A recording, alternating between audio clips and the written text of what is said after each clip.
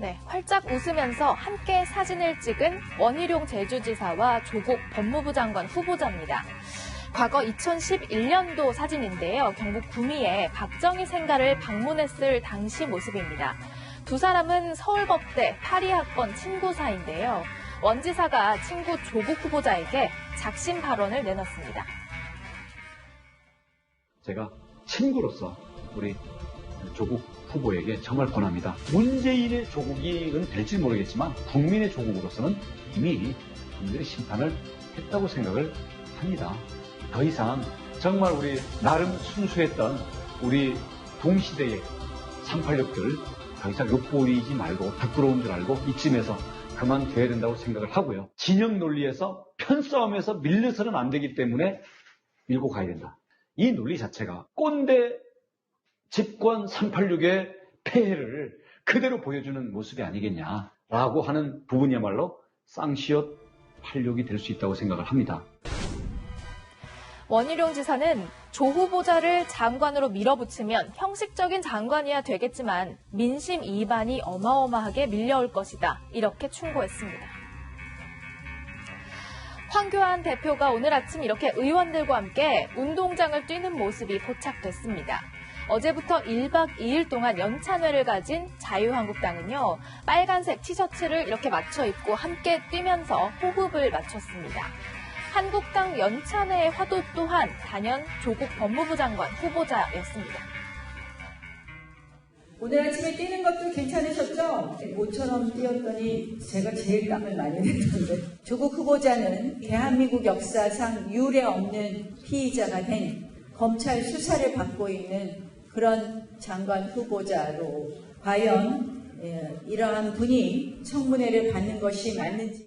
어제 제가 제 페이스북에 이 사태의 책임은 대통령이잖아. 그런 제목으로 글을 올린 일이 있습니다. 어제 제가 여러분들하고 같이 노는 줄 아셨죠? 문제의 핵심은 결국 대통령입니다.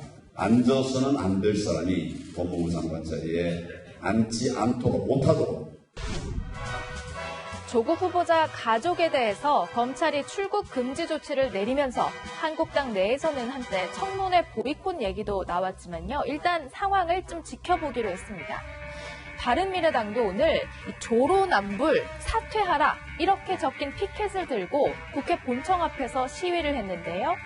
조국 후보자를 향한 야권의 사퇴 요구는 점점 거세지고 있습니다.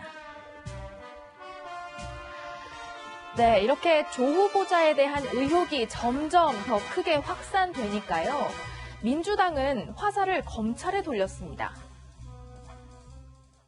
어제 조국 교수의 압수수색을 한 과정에서 부산대 노한준 교수의 개인 PC가 압수가 됐는데 그 내용에 보면 문서 파일 제목까지 내용까지 특정 언론의 내용으로 다 실려 있습니다. 공공연히 이건 비사실 공포죄에 해당한다고 볼 수밖에 없습니다.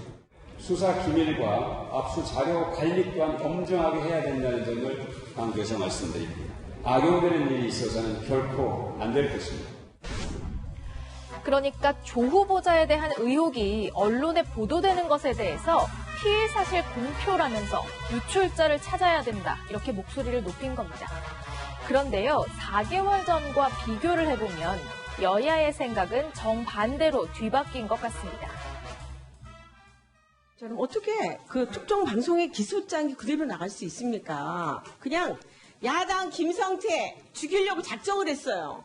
피의사실 공표도 중요하지만 이 사건 같은 경우는 실체적 진실의 발견과 철저한 수사가 저는 무엇보다도 중요하다고 생각합니다. 수사를 직접 담당한 사람이 아니고는 알 수 없는 내용이 구체적으로 보도가 된단 말이에요. 피의사실 공표도 현행 실정법에 형법에 죄가 되는 거 아닙니까?